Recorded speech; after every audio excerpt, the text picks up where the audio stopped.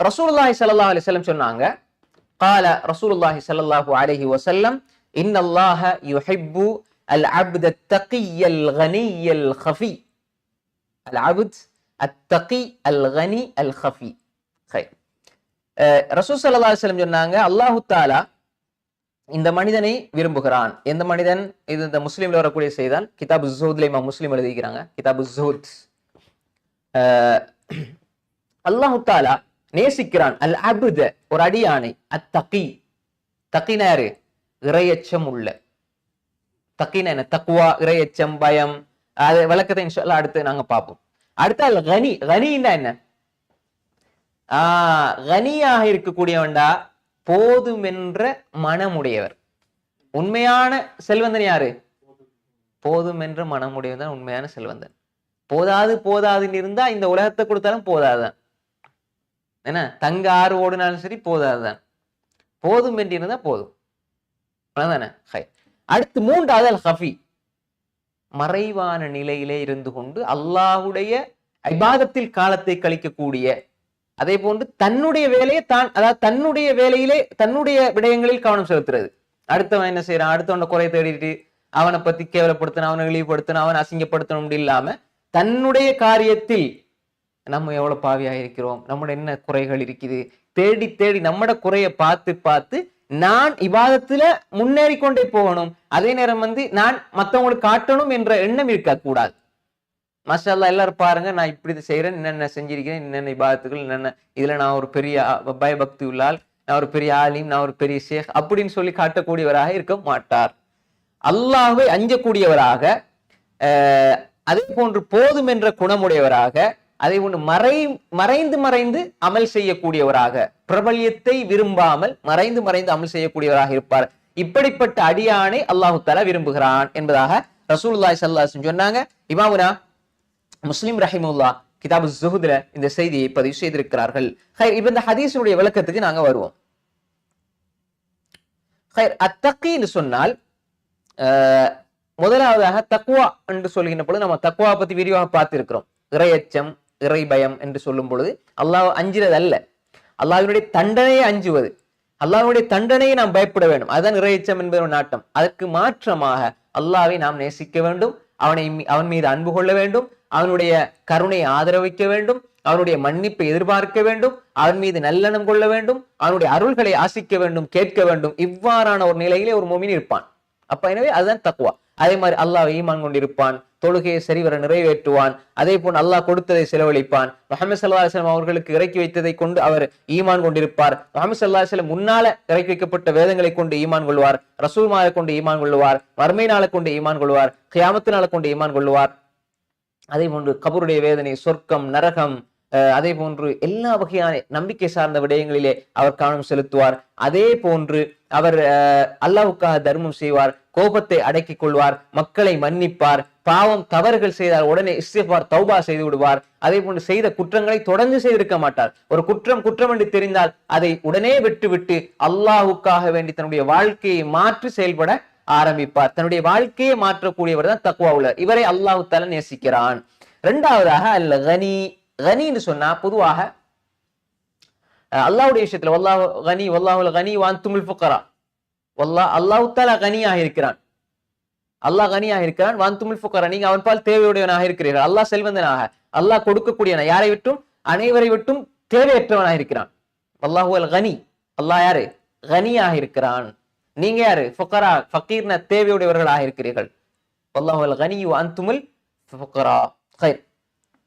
அப்ப இந்த இடத்துல கனின்னு சொன்னா ஒரு மனிதன் பிறரிடம் இருந்து தேவையற்றவனாக இருக்க வேண்டும். அதே போன்று இன்னும் இதனுடைய ஆழமான கருத்து என்ன சொன்னா, போதும் என்ற மனம் இருக்க வேண்டும். ஒரு மனிதனுக்கு போதும் என்ற மனம் இருக்க வேண்டும். ஒரு மனிதன் நான் என்னுடைய அடிப்படை தேவைகள், அடிப்படை வசதி வாய்ப்புகள் அவன் செய்து கொள்ள வேண்டும் என்பது அதில் ஆசை வைப்ப தப்பு கிடையாது. இப்ப நீங்க ஒரு அழகான வீடு கட்டணும், ஒரு வாகனம் எடுக்கணும், உங்களோட பிள்ளைகளுக்கு பொருட்களை சாமான் தேவையானவங்களை வாங்கி கொடுக்கணும் என்றா அது பிரச்சனை அல்ல. இப்ப நீங்க 1க்கு 2 வச்சுக்கிட்டு 3வது 4வது எதிர்பார்க்கிறது, அதே மாதிரி பல ஒரு ஜெனரேஷனுக்கு சம்பாதிச்சு முடிஞ்சு 2வது சந்ததியினருக்கு சம்பாதிக்கின்ற, அதுக்கும் சேர்த்து கவலைப்படுற. அடே இந்த பிள்ளைக்கு நான் இதை கொடுக்கணுமே அதை கொடுக்கணுமேன்னு சொல்லி திரும்ப திரும்ப நம்முடைய மனசை வருத்தி கொண்டு அப்படி யோசித்து கொண்டு தன்னை வருத்தி கொண்டு என்ன தேடிக்கொண்டே இருக்கக்கூடியவர்கள் எப்பொழுதுமே தன்னுடைய வாழ்க்கையில நிம்மதி அடைய மாட்டார்கள். போதும் என்ற குணம் வாழ்க்கையில வராது. மாற்றமா ரைட் அல்லாஹ் இன்றைக்கு வரக்கூடிய இன்றைக்கு நமக்கு என்ன தேவையோ அது அல்லாஹ் தந்திருக்கிறான். இன்றைக்கு தந்த அல்லாஹ் நாளைக்கும் தருவான். அப்ப நாளைக்கு வரும்போது இன்று இன்று இன்று பார்க்கும் பொழுது நம்ம நேற்று அந்த ஹதீஸை பார்த்தோம். இன்று பார்க்கும் பொழுது ஒரு மனிதர் 3 விடயங்களோடு அவனுடைய வாழ்க்கை இருக்கும் என்றால் 3 விடயங்களும் அவனுக்கு ஒரு நாள்ல கிடைக்கும் என்றால் அவனுக்கு இந்த உலகம் கிடைச்சது போலன்னு சொன்னாங்க ரசூலுல்லாஹி ஸல்லல்லாஹு அலைஹி வஸல்லம். என்ன மன் அஸ்பஹ மின்கும் ஆமினன் ஃபீ சிர்பிஹி வ முஆஃபன் ஃபீ ஜஸதிஹி வ இன்தஹு கூத் யௌமிஹி கஅன்னமா ஹீஸத் லஹு துன்யா. திருமதியில வரக்கூடிய இப்னு மாஜா, திருமதியினுடைய 2346, அது மாதிரி இப்னு மாஜாவுடைய 41 வரக்கூடிய ஹதீஸ், சரியான ஹதீஸ். மன் அஸ்பஹ மின்கும் ஆமினன் ஃபீ சிர்பிஹி, யார் ஒரு மனிதர் தன்னுடைய வீடு பாதை இந்த விடயங்கள்ல பாதுகாப்பா இருக்கிறார், வீட்டுல அவர் பாதுகாப்பா இருக்கிறார், செல்ற பாதையில அவருக்கு பாதுகாப்பு கிடைக்குது, அவர் பாதுகாப்பாக முறையில இருக்கிறார், இப்படி காலை அடைகிறார். 2வது முஆஃபன் ஃபீ ஜஸதி, அவருடைய உடல் ஆரோக்கியம் அவருடைய உடல் நல்ல ஆரோக்கியமாக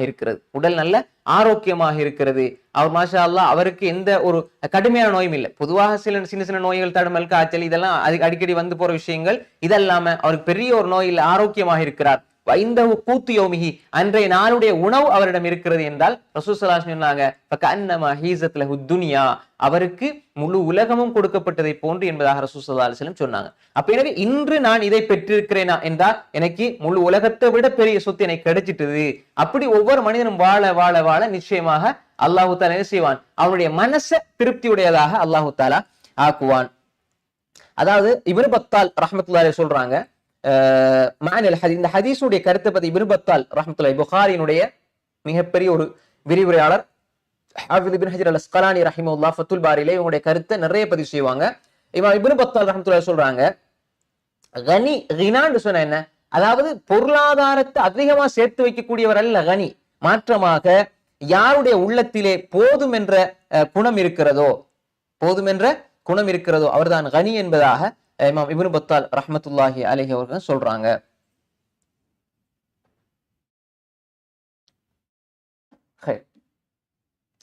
அதே மாதிரி பொருளாதாரத்துல அல்லாஹ் கொடுத்ததை கொண்டு போதும் என்று நினைக்கக்கூடிய ஒரு மனிதர் தான் கனியாக இருப்பார். அதே போன்றுதான் இந்த கனி என்று சொல்கின்ற பொழுது இன்னல்லாஹ் யுஹிப்பு அல் அப்த தகி அல் கனி அல் ஹஃபி, இந்த கனி என்று சொல்கின்ற பொழுது நாம் சரியாக புரிந்து கொள்ள வேண்டும். அல்லாஹு தஆலா தருகின்ற அருள்களை கொண்டு நாம் பொருந்திக் கொள்ளக்கூடியவர்களாக இருக்க வேண்டும். எல்லாத்துக்குமே நாம் அல்ஹம்துலில்லாஹ், எல்லா போலும் அல்லாஹ்வுக்கே என்று நாம் அல்லாஹ்வுக்கு நன்றி செலுத்தக்கூடியவர்களாக எப்பொழுதும் அல்லாஹ் எனக்கு தந்திரக்கூடிய அருள்களை பார்க்கணுமே தவிர நாம் என்னென்ன கிடைக்கலையோ அதையெல்லாம் நினைச்சு வருத்தப்படக்கூடாது.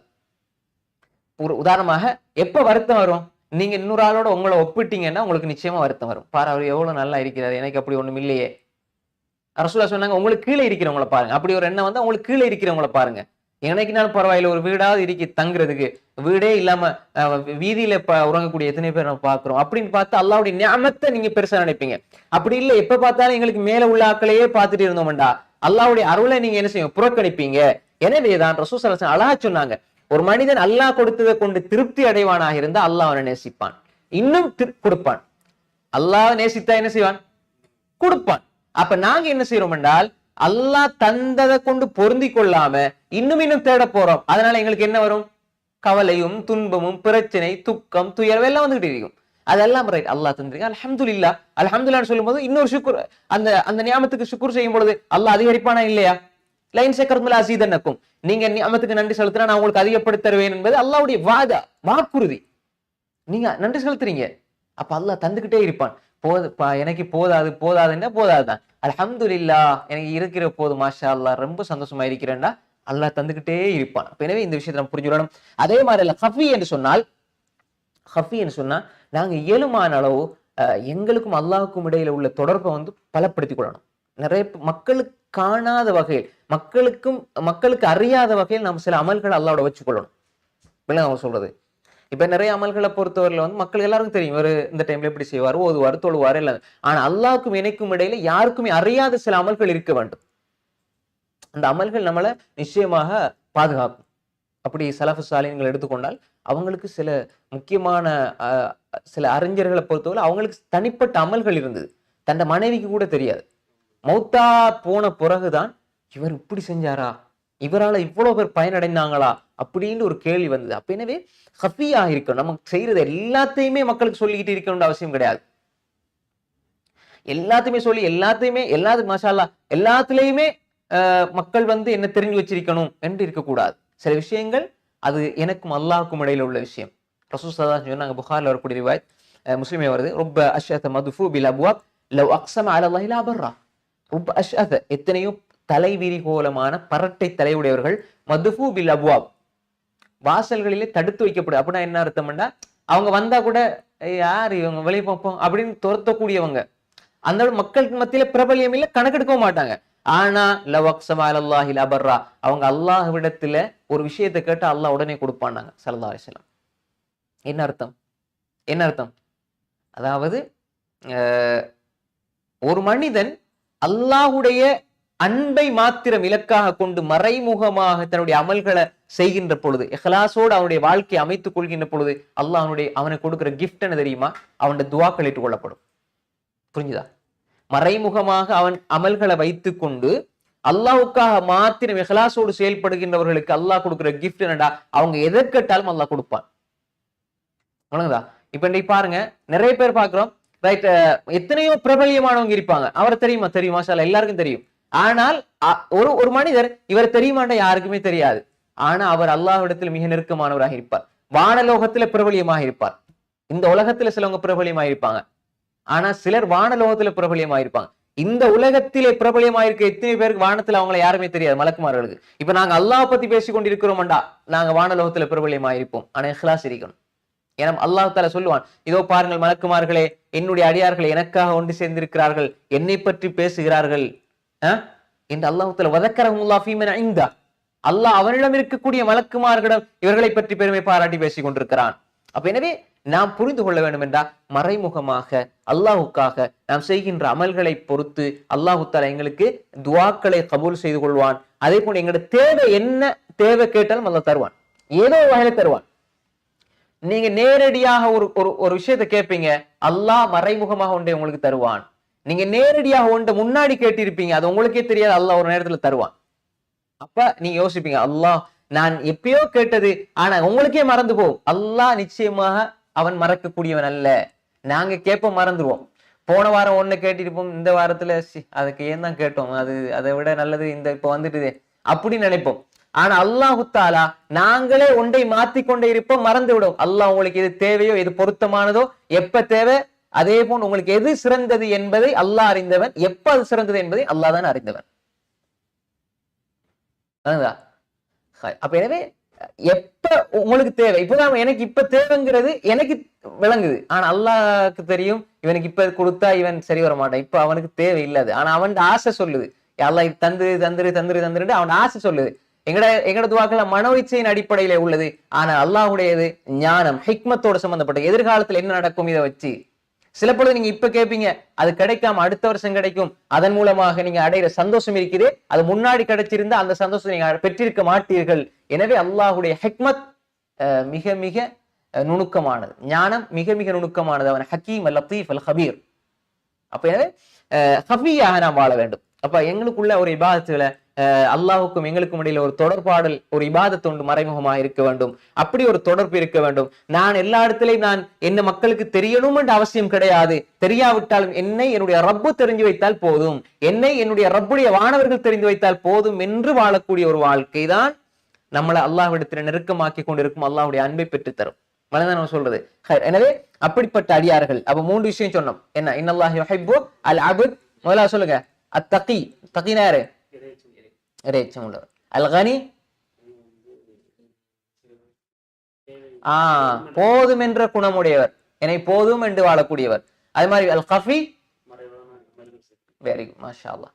அப்ப மறைமுகமாக அமல் செய்யக்கூடியவர் ஒன்று. 2வது அதனுடைய கருத்து என்னடா, விரிவான கருத்து உள்ளடக்கியது. 2வது தன்னுடைய விடயங்கள்ல கவனம் செலுத்தக்கூடியவர். நிறைய பேர் என்ன செய்யணும், இபாதத் செய்வாங்க, ஆனா அவங்க தூக்கி கொடுத்துட்டு போயிடுவாங்க எல்லாத்தையுமே. அப்படி இருக்கக்கூடாது. நிறைய பேர் மலை போல அமல் செய்வாங்க பாய் இந்த உலகத்துல, செஞ்சு போட்டு அடுத்த நிமிஷம் தூக்கி கொடுத்துட்டு போயிடுவாங்க. நிறைய இதுல மாஷா அல்லாஹ் ஷைத்தான் வழிகெடுக்கிறது முதலாவது மௌலைமார்கள் ஆலிம்கள்ல இருந்து இது இப்படித்தான் ஷைத்தான் வழிகெடுப்பான். நிறைய பேர் தாவா காலத்துல நிறைய பேர் நம்ம பாக்குறோம். அல்லாஹ் பாதுகாத்த நல்ல மக்களை தவிர அல்லாஹ் பாதுகாக்க வேண்டும் என்னையும் உங்களையும் நிறைய பேரை பார்க்கிறோம். அடுத்தவண்ட புறம் அதை ஒரு ட்ரெண்டிங் ஒரு ஒரு ஒரு ஒரு இஸ்லாமிய பிரச்சாரமாக கூட சொல்வதை பார்க்கிறோம். அடுத்தவண்ட பேரை சொல்லி அவனுடைய தனிப்பட்ட குறைகள் அவன் அப்படி எப்படி குறைய பேசக்கூடிய. அப்ப என்னண்டா இவர் ஹஃபி அல்ல, இவர் என்ன செய்யறாரு செஞ்ச அமலை தூக்கி கொடுத்துட்டு போறாரு, செஞ்ச அமலை தூக்கி கொடுத்துட்டு போறாரு. அப்ப அப்படி இருந்தா நாளைக்கு மறுமையில என்ன கிடைக்கும்? கிடைக்கிறது எல்லாத்தையும் செலவழிச்சா என்னதான் நீங்க ஊருக்கு கொண்டு போவீங்க? அப்படி கேட்கணுமா இல்லையா? அப்ப இது உலகத்திலே இந்த கேள்வியை கேட்கிறோம்டா. கிடைக்கிறது எல்லாம் தூக்கி கொடுக்குறீங்க பாய், அவனுக்கு இவன் கொடுத்துட்டு நீங்க எப்படி எதை கொண்டு மறுமையில யார்கிட்ட போய் எதை கேட்க போறீங்க? அல்லாட்ட கேட்டா அல்லாஹ் தருவானா? உங்களோட தொழுகையில உங்களுடைய இபாதத்துகள் நன்மை கிடைக்குமா? கிடைக்காது. அப்ப எனவே நாம் தக்கியாக இருக்க வேண்டும், கனியாக இருக்க வேண்டும். மூணாவது ஹஃபியாக இருக்க வேண்டும், மறைமுகமாக செய்யணும், மறைவான அமல்களை வச்சுக்கொள்ளணும். அதே நேரம் நாம் தெளிவாக புரிந்து கொள்ள வேண்டும், எங்களுடைய விடயத்தில் நாம் கவனம் செலுத்த வேண்டுமே தவிர அடுத்தவனுடைய எல்லா குறைகளையும் தேடி போட்டு நம்முடைய அமல்கள் அந்த ஓட்டப்பைக்குள்ள போடுற மாதிரி ஆக்கிடக்கூடாது. ஓட்டப்பைக்குள்ள போட்டா இருக்குமா? போட எவ்வளவு பெருமதியானது போட்டாலும் கீழே ஒழுகிக்கிட்டே இருக்கும். அப்படி நாம் இருந்துவிடக் கூடாது.